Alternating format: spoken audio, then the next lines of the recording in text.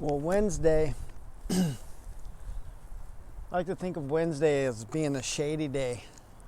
Not much recorded about Wednesday in the scriptures except for these short verses here. I'm going to read from Matthew, and Matthew 26 verse 14 says, "Then one of the 12, whose name was Judas Iscariot, went to the chief priests and said, 'What will you give me if I deliver him over to you?' And they paid him 30 pieces of silver. And from that moment, he sought an opportunity to betray him." We've talked about the authority of Jesus. We've talked about the heart of God, the words that he says.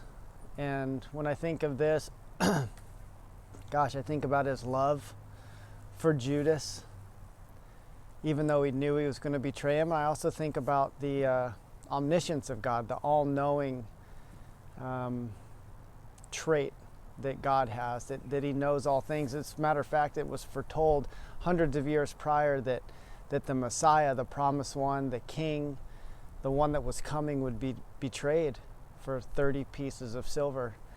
And it's fitting that this day, on the Wednesday, that's what is recorded for us, that God would even tell us that he knows those things that are going to happen.